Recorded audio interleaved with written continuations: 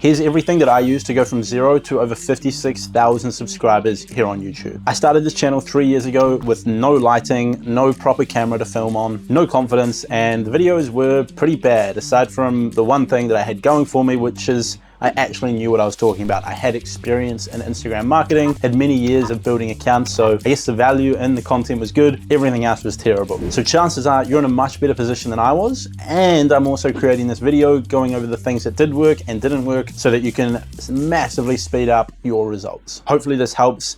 Thank you for the support on the channel. Now, the first thing that worked really well for me, and I wish I'd been told sooner, is to create more searchable videos in the early days. As you grow more of an audience, viral content will allow you to grow much faster. However, early days, it's pretty hard to get a viral hit unless you're a master of creating incredible videos and SEO. So starting out, it's much easier to go for the small wins of creating searchable content. Now, YouTube as a platform is very search-based. You've got search content and you've got suggested content. Search content is when people come to the platform or sometimes directly on YouTube and they ask a question. How do I grow on Instagram? How do I lose weight? How do I build something? You know, how do I make an amazing salad? I don't know, there's 1,000,001 questions that people search every single day on YouTube. And even if you've got 0 subscribers, if you create a video that answers those questions well and helps people with whatever their problem is, you can get views every single day on that video from people searching it over and over. And that is the beauty of creating searchable content. So early days, I would focus on search as a new channel. And I would look at it as how can I create a whole bunch of videos that are each solving a specific problem that people are searching for. And so people find you through the search and then they become a fan of yours, a subscriber, and watching your other videos based on the value that you bring them and your personality. Now, one way to find ideas for this that'll work well is to write out all of the questions that you constantly get asked in your industry. If you're an accountant trying to get more customers, you can write out all of the basic questions that people constantly ask you over and over, and then you can turn them into short 2, 3, 4, 5-minute videos.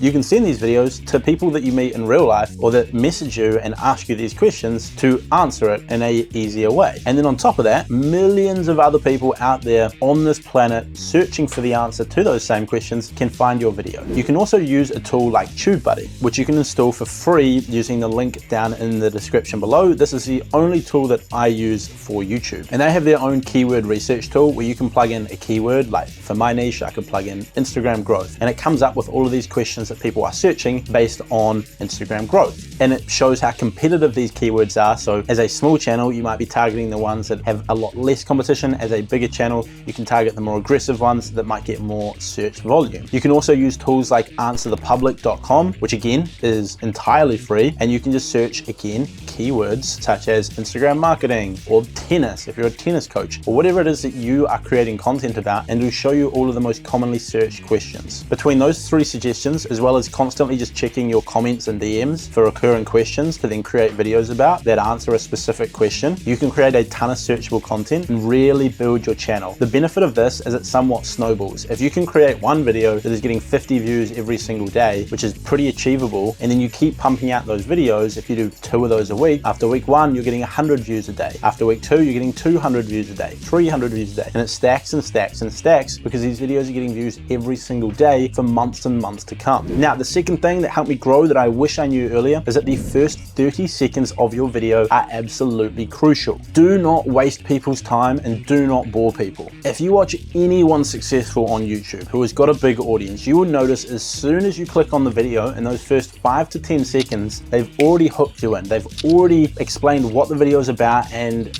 you're going to want to watch it. If you look at the likes of Mr. Beast, who's the most subscribed person on the platform, his first 5 seconds, he jam-packs like what the whole video is and why you should watch it. And you'll notice a lot of other people have somewhat replicated that, including myself. I opened this video with, here's how I gained 56,000 subscribers, and you can too. See, straight off the bat, I've explained what the value you're gonna get from this and why you should get it, as well as some credibility that I actually know what I'm talking about, all within 5 or 6 seconds. You should do something similar. This is something that people don't realize about social media, but when you actually think about it, it is so obvious and makes so much sense. And that is, if you want to grow online, you have to reach people and make a positive impression on people who do not know who you are. and who have never seen you before. So if someone's trying to search to figure out how to do something, your video comes up, they click on it, and it's kind of a boring, slow introduction. Maybe you're just introducing yourself and who you are and why people should subscribe to your channel. They get 10, 15 seconds into that, they're just gonna click off and go to another video. And YouTube will see this trend, they will see that people are not watching it for very long, and they will stop pushing your video and they will push someone else's video, because watch time is key. YouTube want to keep people on the platform for as long as possible, so they will push the videos that get the highest watch time. And when it comes to watch time, those first 30 seconds, and more particularly those first 5 to 10 seconds, are extremely important, because once someone's hooked into watching your video, it's unlikely they're going to click off. And very few people will leave after 30, 40 seconds, but a huge amount will leave in those first 30. So that's what you want to optimize. Get right to the point of the video as soon as possible. If you're going to throw a call to action for people to like the video or subscribe, you shouldn't say subscribe, you should say like, because people can only subscribe once. So once they've subscribed, it's pointless saying it over and over. Whereas if you say like, then people can like every single video, gives you a benefit. That's a little tip I learned from my friend who's a master of YouTube. But if you're gonna ask people to like, do it maybe 20, 30, 40 seconds in, not right away. And make it really quick. Like, leave a like on the video if you enjoyed it. Or as Graham Stephan would do, smash the like button. It's like 2 seconds. And if you're gonna introduce yourself to add credibility, again, keep it really short. Don't spend a ton of time right at the start of the video explaining who you are. Get to the point of why they clicked on this video, give them the value, and if they enjoy the video, they're gonna naturally subscribe, like, comment, check out your stuff. If you can work on improving the engagement over those first 15 to 30 seconds, you will see a massive improvement in the results of your content. Even really long form 2-3 hour podcasts have started doing this by chopping up the most interesting parts and putting them into the first 30 seconds. They might have 5 or 6 5-second clips of really controversial takes or opinions that are gonna hook people into watching. Now, the third thing that helped me grow my channel, and that I wish I knew earlier, although I somewhat already did, and that is commit to doing this for a year or even longer. YouTube isn't really something that I've noticed that can happen overnight. If you create a TikTok account and you post a bunch of videos, you could have something blow up in the first week and gain a ton of followers out of blind luck. YouTube, on the other hand, is going to take a bit more commitment. And if you're not going to be committed to actually doing it, say one video every single week for a year, then you're probably wasting your time. However, if you commit to doing a video every single week for a year, you're going to get so much better over that year at coming up with interesting video ideas, scripting videos, recording videos, editing videos, doing thumbnails, doing titles, your descriptions, and all of this here that encompass creating a great video. And even if you just get 1% better or 2% better with every single upload, after a year, you'll become very, very good at creating great videos. And through developing that skill, you'll be able to grow much faster, because that is the key really to any platform, is learn how to create great content. So stop procrastinating. If you're watching this video, clearly you're wanting to grow a YouTube channel. So get started. Create your channel, start publishing a video a week,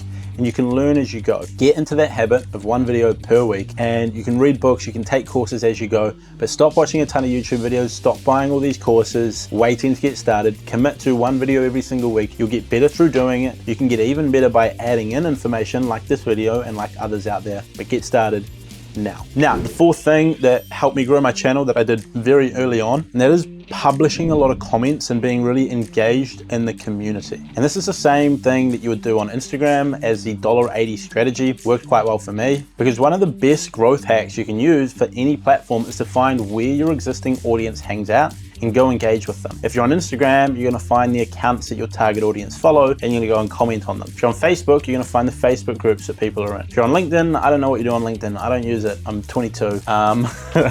But if you're on YouTube, you find the channels that your target audience follows, subscribes, watches the content of, and you go engage with them. When they make a new upload, you go watch it and leave a relevant comment. You might look at different search terms in your niche and go and comment on the top ranking content to drive people back to your channel. This helps with getting your name out there to more and more people who are already interested in your niche, and that brings them across your channel where they can then see your content, and if they enjoy your content, are likely to like it, subscribe, watch it through, and maybe share it with a friend. This strategy works. I've had comments get over 10,000 plus likes on different people's content, which has driven hundreds, maybe even thousands of subscribers to my channel. I used to do this strategy pretty much every day when I was starting out as a small creator with a couple hundred subscribers. I published a video about drop servicing, of how you can make money selling services, like upselling other people's services, similar to drop shipping. You find a product, you mark it up, you sell it. You find a service, you mark it up, you sell it, same sort of thing. And so when I published that video, I then searched like how to make money drop servicing. And I went and commented on all of those videos, and I left some interesting insights that I'd learned. And some of those did pretty well, drove people back to my channel where they could then watch my video. And if they liked my style, they would subscribe, and that worked pretty well. I would also comment on new videos. So I'd subscribe to a bunch of creators. When I see someone posted something in the last couple of hours, I would go watch it. I would go comment on it. If I saw comments that were not replied to in the comment section that I could add some value to, I would do that. And it worked really, really, really well. When you're starting out and only have a few hundred subscribers, if you can leave a comment that gets 10, 15 new subs, and you can do that each day, that could be like half or maybe even 3/4 of your daily growth coming from this strategy. Now, as you build more of an audience, people start engaging with your content naturally, starts getting pushed out to more people with the algorithm, these strategies are less relevant. But starting out, it can be a really good way to grow. Same on Instagram. We did this every single day. We would comment on other people's content for 30 to 40 minutes. This helped us grow about 20 followers a day for the first 5 months. None of our content did well. And then at 2,900 followers, one post went crazy, gained over 2,000 followers. Now the account's at over 5,000. A lot of our content's getting picked up by the algorithm, and the strategy is less important. And then the fifth thing that helped me grow my audience to over 50,000 subscribers is creating content based around very new trending events and breaking news. Now, this is one of the few things that small creators have a massive advantage over big creators when it comes to doing so. And that is the ability to create the first video on a brand new topic or breaking news. Bigger creators usually have a content schedule. They might have brand deals in the pipeline. They might have an editor. They might have a social media manager on top of that, thumbnail person, all of these things. I know for myself, if I want to create a video, I'm sitting down recording this now. I scripted the video yesterday. I'll send it to my editor. It might take 1 or 2 days to get edited. It might take another day to get the thumbnail back. So at best, 2 to 3 day turnaround is pretty quick. And because I usually schedule content maybe a couple weeks in advance, it's tricky for me to fit videos in between. And as I'm recording this video on a Friday, if my editor has the weekend off, for example, then it might mean it takes 4 or 5 days, not 2 or 3. Whereas a new creator who's doing it all themselves, they haven't built a team, could sit down, record this video now, jump on their laptop